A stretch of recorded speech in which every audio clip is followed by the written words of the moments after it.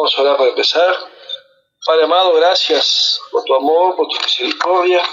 Pedimos, Señor, tu bendición para este culto de este día jueves. Que tu Santo Espíritu tome el control absoluto de todo lo que aquí diremos y haremos para la honra y gloria de nuestro Señor Jesucristo. Amén. Pasar la palabra al pastor. Cuando esté pronto, le hagamos el estudio bíblico. Amén. Gracias. Hoy vamos a ver Génesis capítulo 2, desde el 9 al 18. La creación se ha completado. Adán y Eva en el jardín del Edén, parte 2. Esto es lo que nos toca hoy. Génesis 2, del 9 al 18, y dice: Y Jehová Dios hizo nacer de la tierra todo el árbol delicioso a la vista y bueno para comer, también el árbol de vida en medio del huerto, y el árbol de la ciencia del bien y del mal. Y salía de Edén un río para regar el huerto, y de allí se repartía en 4 brazos. El nombre de uno era Pisón, este es el que rodea toda la tierra de Jávila, donde hay oro, y el oro de aquella tierra es bueno. Y hay allí también bedelio y onice. El nombre del segundo río es Guión, este es el que rodea toda la tierra de Gus. Y el nombre del tercer río era Hidekel, este es el que va al oriente de Asiria. Y el cuarto río es el Éufrates. Verso 15 de Génesis 2. Tomó pues Jehová Dios al hombre y lo puso en el huerto de Edén para que lo labrara y lo guardase. Y mandó Jehová Dios al hombre diciendo: De todo árbol del huerto podréis comer, mas del árbol de la ciencia del bien y del mal no comerás, porque el día en que de él comiere ciertamente morirás. Y dijo Jehová Dios: No es bueno que el hombre esté solo, le haré ayuda idónea para él. Veamos ahora los versículos 9. Estos árboles estaban entre los demás, árbol de la vida. Y dijo Jehová Dios: He aquí el hombre es como uno de nosotros, sabiendo el bien y el mal. Ahora pues que no alargue su mano y tome también el árbol de la vida y coma y viva para siempre. Génesis 3:22. Es el mismo árbol, así dice: El que tiene oído oiga lo que el Espíritu dice a la iglesia. Al que viniese le daré a comer del árbol de la vida, el cual está en medio del paraíso de Dios, dice Apocalipsis 2:7 como referencia. En medio de la calle de la ciudad, y a uno y a otro lado del río, estaba el árbol de la vida que produce 12 frutos, dando cada mes su fruto, y las hojas del árbol eran para la sanidad de las naciones. Apocalipsis 22:2. El árbol del conocimiento del bien y del mal era el árbol de tentación. Este es el que comió del fruto que le dio a Eva. Esto era para discernir entre el bien y el mal. Ese árbol de la vida en medio del paraíso terrenal iba a ser un símbolo del otro árbol de la vida en el paraíso de arriba, el cual los hijos de Dios nunca será expulsado como Adán y Eva fueron expulsados del Edén, dice Spurgeon en su comentario.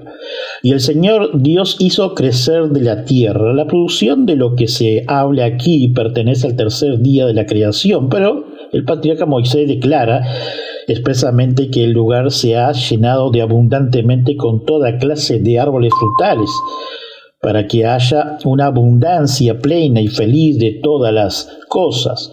Esto fue hecho intencionalmente por el Señor, con el fin de que la codicia del hombre tuviera menos excusa, si en lugar de contentarse con una riqueza, dulzura y variedad tan notable, se precipitaría como realmente sucedió contra el mandamiento de Dios, dice Juan Calvino. El Espíritu Santo también relata deliberadamente por medio del patriarca Moisés la grandeza de la felicidad de Adán, a fin de que su interpretación pudiera aparecer con mayor claridad, que tal superflujo no pudo impedir que produjera el fruto prohibido, y ciertamente era una vergonzosa incredulidad no poder descansar en un estado tan feliz y deseable. En verdad, eso era más que un lujo brutal que una generosidad tan grande no podía satisfacer. Ningún rincón de la tierra era entonces estéril, ni tampoco había ninguno que no fuera excesivamente rico y fértil, pero esa bendición de Dios, que en otro lugar era compartida, moderada, se había derramado maravillosamente en este lugar. Estamos viendo el versículo 9 del capítulo 2 de Génesis en lo que escribió Juan Calvino. Porque no solo había una abundancia provista de comida, sino con ella se agradaba durante la satisfacción del paladar y la belleza para deliciosos ojos. También el árbol de la vida. No está claro si se refiere a dos árboles individuales o dos clases de árboles. Cualquiera de las dos opiniones es probable, pero el punto de ninguna manera es digno de discusión, ya que nos importa poco o nada cuál de los dos se mantiene. Hay más importancia en los epítetos que se aplican a cada árbol por su efecto y que no por voluntad del hombre, sino de Dios. Dio su nombre al árbol de la vida, no porque pudiera conferir al hombre esa vida con lo que había sido, proveniente, investido, sino para que fuera símbolo y memorial de la vida que había recibido de Dios. Porque sabemos que no es de ninguna manera inusual que Dios nos dé la certificación de su gracia mediante símbolos externos. En verdad, no transfiere su poder a signos externos, pero que por ellos nos tiende la mano, porque si ayuda no podemos ascender a Él. Por lo tanto, tenía la intención de que el hombre, tan a menudo como probable, él probara el fruto de ese árbol.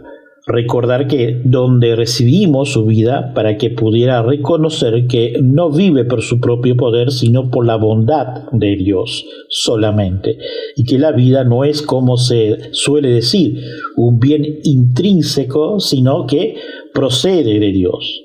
Finalmente, en este árbol había un testimonio visible de la declaración de que Dios estaba viviendo y nos movemos, pero si Adán, hasta ahora inocente y de naturaleza íntegra, tuvo necesidad de señalar de vigilancia para conducir la conciencia de la gracia divina, cuanto más necesarios son las señales ahora en esta gran inmensidad de nuestra naturaleza, ya que hemos caído de la verdad ligero. Sin embargo, no estoy descontento, dice Juan Calvino, con lo que ha transmitido algunos de los padres, como Agustín y Euquerio, de que el árbol de la vida era una figura de Cristo, en tanto que este verbo eterno de Dios no podría ser de otra manera el símbolo de la vida, que representa en figura, porque debemos mantener lo que se declara en el primer capítulo de Juan, en su Evangelio, 1:1, que la vida de todas las cosas estaba incluida en la palabra, pero especialmente la vida de los hombres, que está unida a la razón y a la inteligencia. Por tanto, con esta señal Adán fue advertido de que no podía reclamar nada para sí mismo, como si fuera suyo, a fin de que pudiera depender completamente del Hijo de Dios y no busque la vida en ningún otro lugar que no fuera Él. Pero si él, en el momento que poseía la vida en seguridad, la tenía solamente como depósito en la palabra de Dios y no podía retenerla de otra manera que reconociendo que fue recibida de él. ¿De dónde podemos recuperar? Después de ella se ha perdido. Por tanto, sepamos que cuando nos hemos apartado de Cristo, nos queda nada más que la muerte. Sé que es cierto, dice Juan Calvino, es estricto resistir el significado de la expresión aquí usando la vida corporal. Suponen tal poder de avivar el cuerpo por haber estado en el árbol, que nunca deberían lingüistar en la edad, pero omiten lo que es lo principal en la vida, a saber, la gracia de la inteligencia, porque siempre debemos considerar con fin fue formado el hombre y qué regla de vida le fue presidida. Ciertamente, para el vivir no era simplemente tener un cuerpo, fresco y vivo, sino también sobresalir en las dotes del alma con respecto al árbol del conocimiento del bien y del mal. Debemos sostener que estaba prohibido al hombre, no porque Dios quisiera que se extraviara como una oveja sin juicio y sin elección, pero para que no pretendiera ser más sabio de lo que le convenía, ni confiando en su propio entendimiento, desechar el yugo de Dios y constituirse en árbitro y juez del bien y del mal. Su pecado procedió de una mala conciencia, de donde sigue que se le había dado un juicio mediante el cual podía discriminar entre virtudes y vicios, dice Juan Calvino. Tampoco podríamos ser cierto de lo que el patriarca Moisés, a saber que fue creado a imagen de Dios, ya que la imagen de Dios comprende en sí mismo el conocimiento de aquel que es el bien principal. Totalmente locos, por tanto, y monstruoso de los hombres son los libertinos, que pretenden que volvamos a un estado de inconsciencia cuando cada uno se deja llevar por su propia lujuria sin juicio. Ahora entendemos lo que significa abstenerse del árbol del conocimiento del bien y del mal. Es decir, que Adán no podría, al intentar una cosa u otra, confiar en su propia prudencia, pero para que, aferrándose únicamente a Dios, pudiera llegar a ser sabio solo por su obediencia. El conocimiento, por lo tanto, se toma aquí con desprecio en mal sentido por esa experiencia miserable que el hombre, cuando se apartó de la única fuente de sabiduría perfecta, comenzó a adquirir para sí mismo, y este es el origen del libre albedrío, que Adán quiso ser independiente y se atrevió a probar lo que era capaz de hacer. Y así San Agustín, en ese famoso dicho, en otro árbol había alimento para el hombre, pero en esto también un sacramento, que era tan un símbolo de esa vida que Dios ya había otorgado al hombre, como de esa vida que debía esperar en otro mundo, si demostramos ser obediente, dice Juan Calvino en su comentario. Y referente a esto, hoy por hoy, nuestra vida depende totalmente de Cristo, referente a la vida eterna, a la salvación, a la justificación, a la santificación. Dependemos directamente de Él. El hombre que no depende de Él está muerto en sus delitos y pecados. Así que vamos al verso 10 hasta el 14 de capítulo 2 de Génesis. Dice así: y salía del Edén un río para regar el huerto, y de allí se repartía en 4 brazos. El nombre del uno era Pisón, este es el que rodea toda la tierra de Javila, donde hay oro, y el oro de aquella tierra es bueno. Y hay allí también Bedilio y Onice. El nombre del segundo río es Gijón, este es el que rodea toda la tierra de Gus. Y el nombre del tercer río es Hidekel, este es el que va al oriente de Asiria, y el cuarto río es Éufrates. Hermanos, hay comentaristas que estos versos leídos sus escritos por Adán, aunque ya desde el inicio nuestro interés es verlo como lo dice tal manera y es así. Y fue escrito por el patriarca Moisés, por medio de la revelación del Espíritu de Dios. Ese río, en el Edén, también nos recuerda el río puro de agua de vida clara como el cristal que sale del trono de Dios y del Cordero, del cual leemos casi al final del Apocalipsis que le fue dado a Juan en Patmos, dice Spurgeon. Así el principio y el final de la Biblia ha llamado nuestra atención sobre el árbol de la vida y del río de la vida en el paraíso de abajo y mejor paraíso de arriba, dice Spurgeon. Verso 15 y al 17. Tomó pues Jehová Dios al hombre y lo puso en el huerto de Edén para que lo labrara y lo guardase, y mandó Jehová Dios al hombre diciendo: de todo árbol del huerto podrás comer, mas del árbol de la ciencia del bien y del mal no comerás, porque el día que de él comiere ciertamente morirás. Hermanos, Dios puso a Adán en el Edén para trabajarla. Esto es una evidencia de que el trabajo no era consecuencia por el pecado, para que lo labrara y lo guardase. Además tenía ejemplo al propio Dios. El estado de idea del hombre sin pecado no es el de la intolerancia, sino responsabilidad. El trabajo y el deber pertenecía al estado perfecto, dice el Dewar en su comentario. El patriarca Moisés nos deja plasmado una evidencia de que Adán no podía comer más del árbol de la ciencia del bien y del mal. No comerás, porque el día que de él comiere ciertamente morirás. Adán tenía la única tentación, esto entre comillas, era el árbol mencionado, pero hoy en nuestra actualidad tenemos un abanico de tentación a pecar, pero al mirar a Cristo tenemos la salvación y la respuesta de todo eso por medio de la Escritura. Habría ocupación para el hombre incluso en el paraíso, así como aquellos que están ante el trono de Dios en la gloria. Le sirven día y noche en su templo. La ociosidad no produce gozo, pero el empleo santo aumentará la dicha del cielo, dice Spurgeon. Aparentemente a Adán no se le prohibía comer del fruto del árbol de la vida, aunque después de su fracaso fue expulsado del Edén, como dijo Dios, no sea que extienda su mano y tome también del árbol de la vida y come y vivir para siempre. Podía comer libremente del fruto de todos los árboles del jardín, excepto uno, del árbol de la ciencia del bien y del mal, no comeréis de él. Fue una pequeña prohibición, pero la prueba fue más de lo que el hombre, incluso en un estado de inocencia, puede soportar, y hay su fracaso involucrado a todo su descendiente, porque él era la cabeza federal de la raza humana, dice Spurgeon. Y por un hombre el pecado entró en el mundo y la muerte por el pecado, y así la muerte pasó a todos los hombres.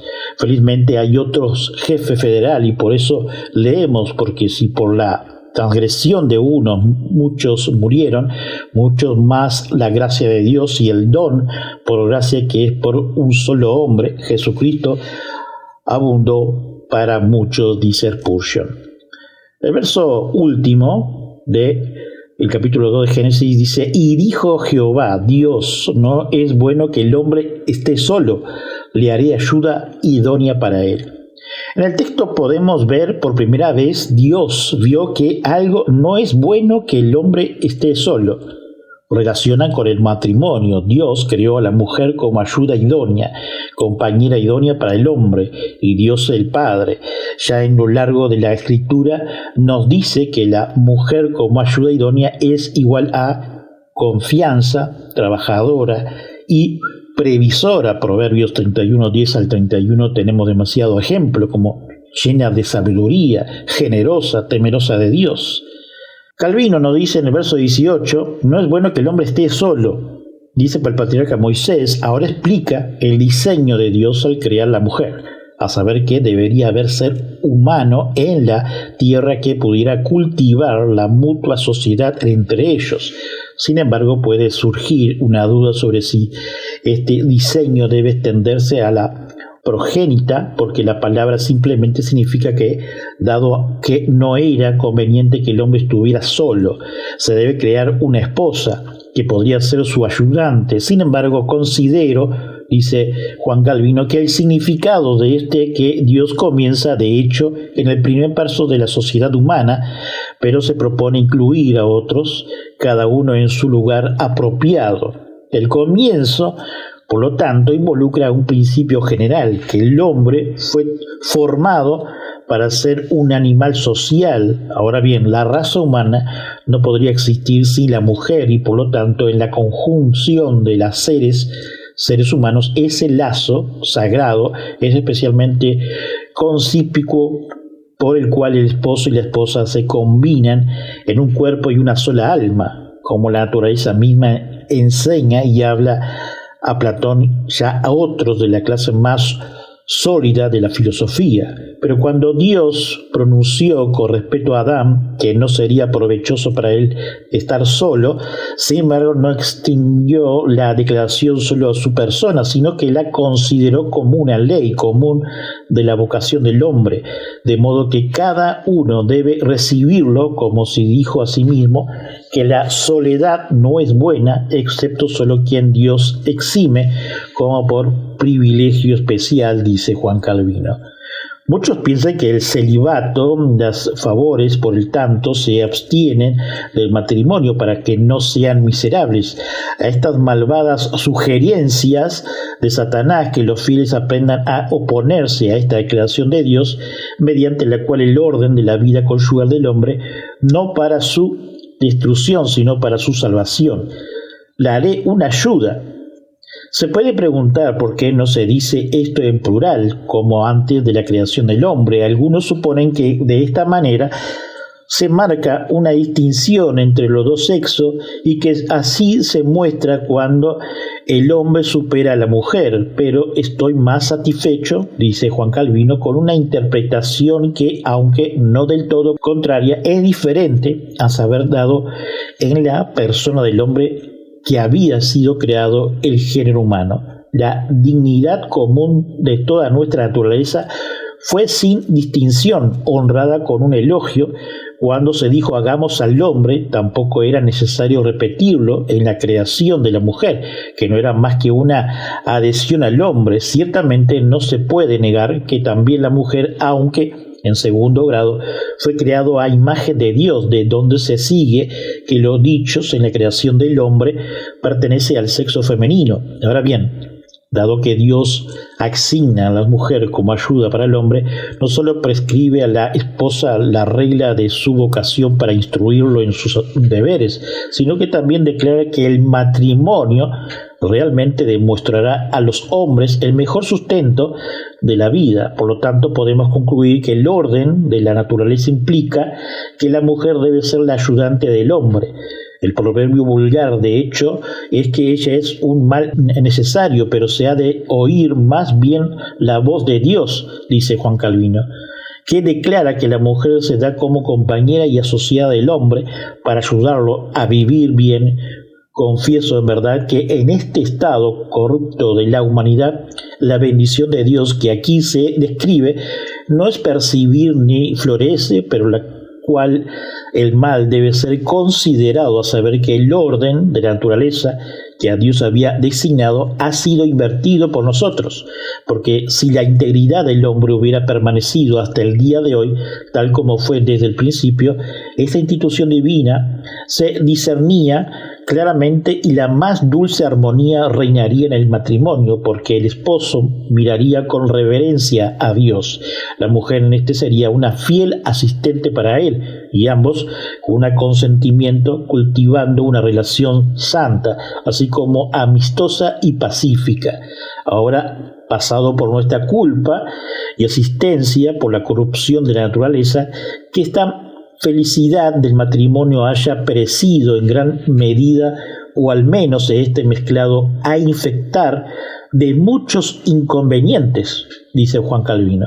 De ahí surge contienda, problema, dolores, disensiones y un mar ilimitado de males, y de ahí se sigue que los hombres a menudo son perturbados por sus esposas y sufren a través de ellas muchos desalientos.